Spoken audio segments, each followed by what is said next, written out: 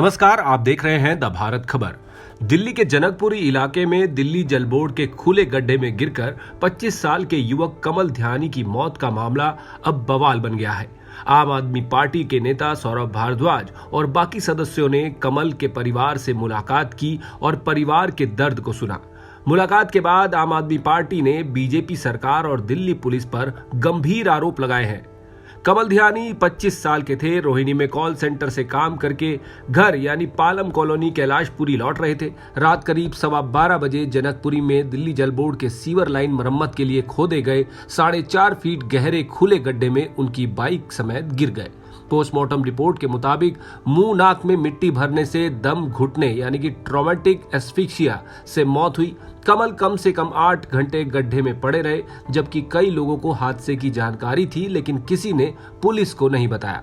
देखिए, अभी कमल ध्यानी के पिताजी से और उनके परिवार से मुलाकात हुई। गली में छोटा सा मंदिर है जिसमें कमल के पिताजी पुजारी हैं और कमल ही एक लौता सहारा था जिससे घर चलता था। परिवार को और कमल के दोस्तों को सबसे बड़ी जो नाराजगी सरकार से है वो ये है कि सबको ये बात मालूम है कि उस गड्ढे के ऊपर कोई बैरिकेडिंग नहीं थी। बिल्कुल अंधेरे में वो गड्ढा खुला छोड़ा हुआ था कि कोई कमल उसमें आके गिरना ही था, मगर उसके बावजूद मंत्रियों को ये बात बताई गई, इनके परिवार द्वारा ही बताई गई कि यहाँ पे कोई बैरिकेडिंग नहीं थी सुबह, और उनके बताने के बावजूद, उनकी जानकारी होने के बावजूद आशीष सूद हो या प्रवेश वर्मा हो, दोनों ने झूठ बोला मीडिया को कि सारी की सारी बैरिकेडिंग थी, पता नहीं ये कैसे गिर गया। तो आप समझिए इसमें समस्या क्या है। एक आदमी जो मर गया, आपकी लापरवाही से मर गया, उसकी मौत का जिम्मेदार आप उसी आदमी को ठहरा रहे हैं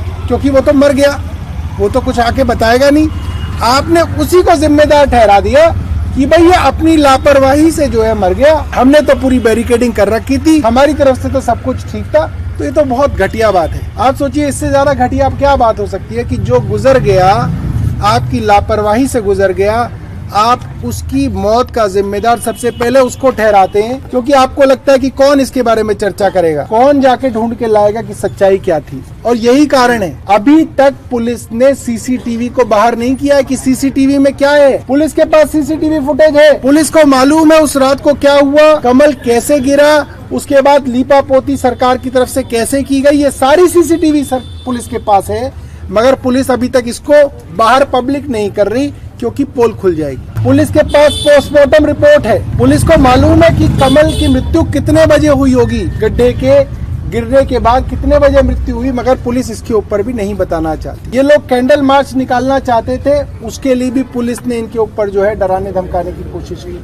हम लोगों को अरेस्ट किया, आप लोगों ने देखा ही है। और छोटे से मजदूर योगेश को ढूंढ के इटावा से ढूंढ के ले आए, ये भाई तेरे को पकड़ लेंगे, और उसको बंद कर दिया। इतना बड़ा ठेकेदार है के स्पन, मैंने आपको बताया इस काम का जो कॉन्ट्रैक्टर है वो के स्पन है, बहुत बड़ा ठेकेदार है। पहले दिन से सरकार को मालूम है। क्यों आशीष सूद इस पे चुप है, क्यों प्रवेश वर्मा इसके ऊपर चुप है, वो नहीं जानते के स्पन कौन है, क्योंकि गुप्ता जी है, मालदार वाले गुप्ता जी है के स्पन। तो के स्पन को गिरफ्तार नहीं किया गया, इटावा से योगेश यादव को ढूंढ के लाया गया गिरफ्तारी करने के लिए। ये है इनका इंसाफ। परिवार का मानना ये है कि जो असली दोषी हैं वो पुलिस थाने, जिन 6 पुलिस थानों में परिवार गया, पुलिस के सीसीटीवी में वो परिवार आया है। परिवार और कमल के मित्र रात भर 6 पुलिस थानों में गए, 6। क्या आपने अब तक पुलिस कमिश्नर का बयान सुना? उनसे सवाल पूछा गया कि भाई आपके 6 पुलिस थानों ने इसकी कंप्लेंट दर्ज नहीं की, आपने उन पुलिस थानों पे क्या एक्शन लिया? किस एसएचओ के ऊपर कार्रवाई हुई? किसी के ऊपर कार्रवाई नहीं हुई। क्यों नहीं हुई? क्योंकि ऊपर से कहा जाता है कि कोई आदमी कंप्लेंट लेके आए तो कंप्लेंट दर्ज नहीं करनी है, उसको भगा देना है ताकि क्राइम का डाटा कम रखा जाए। ये चीजें अच्छी नहीं। और जिस तरीके से पुलिस की कोई जवाबदेही आज समाज के अंदर खत्म हो गई, सरकार की कोई जवाबदेही आज की तारीख में नहीं बची है। और एक आखिरी बात मैं कहता हूँ, जब किसी परिवार का कोई लाल जाता है तो बड़ा दबाव डाला जाता है उसके ऊपर। मैंने बड़े बड़े करोड़पति देखे हैं, घर में मौत हो जाती है, जुबान नहीं खुल पाती है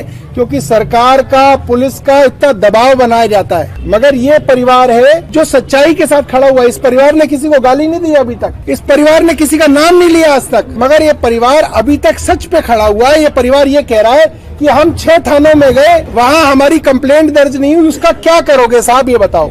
कोई जवाब नहीं।